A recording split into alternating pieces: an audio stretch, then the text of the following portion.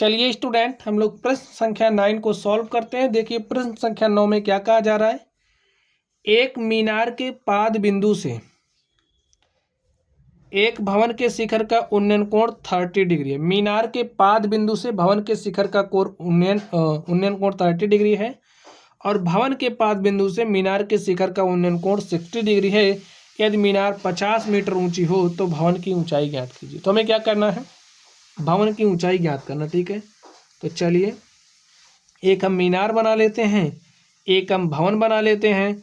तो ए हमारा क्या हो गया, मीनार हो गया। समझिए, ये मीनार हो गया, ये हमारा क्या हो गया, भवन हो गया। अब देखिए क्या कहा जा रहा है, मीनार के पाद बिंदु से, ये मीनार का पाद बिंदु है और मीनार के पाद बिंदु से भवन के शिखर, ये भवन का शिखर हो गया। ठीक है, मीनार के पाद बिंदु से भवन के शिखर का जो उन्नयन कोण है वो 30 डिग्री है और ये दोनों ग्राउंड पर ही हैं, तो ये हमारा क्या होगा, ग्राउंड हो गया। ठीक है, ये जो एंगल बन रहा है वो कितना है, 30 डिग्री है।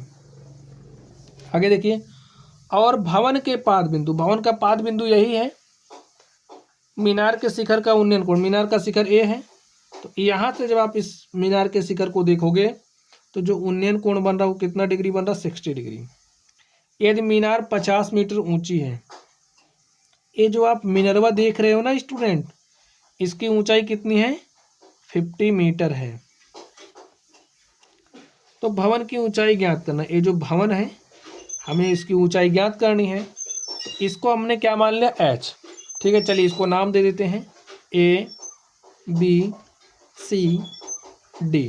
ठीक है, चलिए अब आप लोग ध्यान से देखिए, लिखिए solution.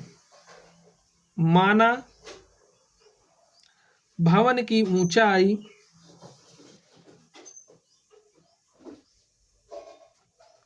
Is equal to h metre.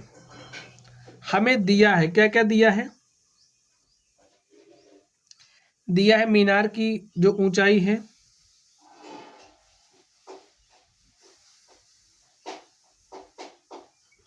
मीनार हमारा क्या है, ए बी, मीनार की ऊंचाई ए बी कितना है, 50 मीटर। और बस चलिए हम हल करते हैं। अब समकोण त्रिभुज में देखिए ए बी सी में,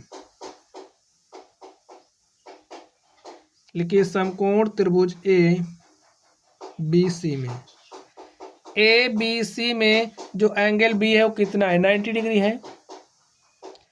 आप समझिए, अगर कोई चीज़ धरातल पर ऐसे है, आपका घर हो, भवन हो, तो ये सब 90 डिग्री पर ही होते हैं। ठीक है, जैसे पेड़ ऐसे होता है ना 90 डिग्री पर, घर ऐसे ही होता है 90 डिग्री पर, तो ये 90 डिग्री पर ही होते हैं, यहाँ पर बताने की ज़रूरत नहीं है ना।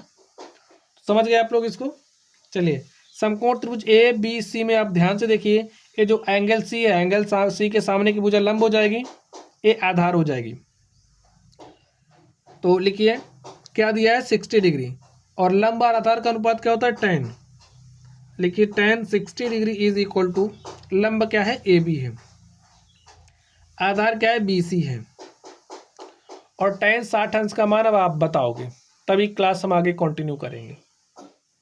बताइए क्या होता है, √3। ए बी का मान क्या है, 50, और बी सी पता नहीं है, नहीं पता तो कोई दिक्कत नहीं, यहाँ से बी सी निकाल लीजिए। फिर क्या हो गया, 50 √3 मीटर, ए बी सी आ गया, और इसको अब मान लेते हैं समीकरण नंबर 1। अब देखिए समकोण त्रिभुज डी सी बी में, समकोण त्रिभुज डी बी सी में क्या हो जाएगा, आप बताइए। डी सी या डी बी सी कैसे भी कह सकते हो, तो इसे डी सी बी लिख देते हैं। डी सी बी में अब एंगल भी कितना है, 30 डिग्री है। ठीक, 30 डिग्री के सामने की भुजा लंब और ये आधार, तो यहाँ से क्या हो जाएगा, tan 30 degree is equal to, लंब का मान क्या है, सी डी है, और एक कितना है, बी सी है। इतना तो आप लोग समझ ही गए होंगे। tan 30 कितना होता है, 1/√3, और सी डी हमारा h है, बी सी तो हमें पता ही नहीं है। चलिए आगे बढ़ाइए, बी सी देखिए क्या हो जाएगा, B C is equal to √3, यहाँ कैसे भाग के साथ, इधर आएगा मल्टीप्लाई के साथ, √3h, इसको आप समीकरण 2 मान लीजिए। अब आप कुछ देख पा रहे हैं, समीकरण 2 से BC का मान आप समीकरण 1 में रख दो। लिखिए समीकरण 2 से BC का मान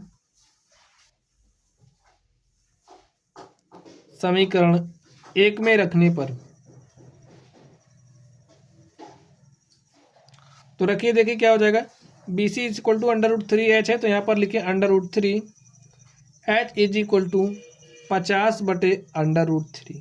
तो यहाँ से आप h निकालिए, देखिए क्या हो जाएगा। h यहाँ पर √3 मल्टीप्लाई के साथ है, यहाँ पर आएगा डिवाइड के साथ, क्या हो जाएगा 50/में √3 इंटू में √3, और √3 को आप √3 से मल्टीप्लाई करोगे, क्या हो जाएगा आप बताइए, 3 मीटर।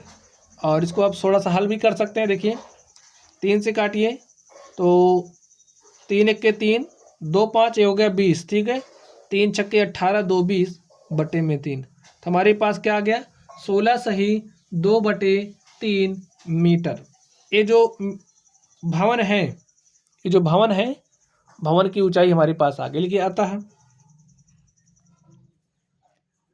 अतः भवन की ऊंचाई h इज इक्वल टू 16 सही 2/3 मीटर।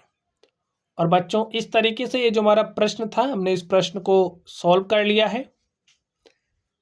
चलिए आप लोग पढ़ते रहिए। अगर आप लोगों को कोई भी डाउट हो तो कमेंट बॉक्स में कमेंट करना। वीडियो पसंद आए तो वीडियो को लाइक कीजिएगा। चैनल पर नए हो तो चैनल को सब्सक्राइब कर लीजिएगा। चलिए स्टूडेंट्स, आप लोग पढ़ते रहिए। Thank you.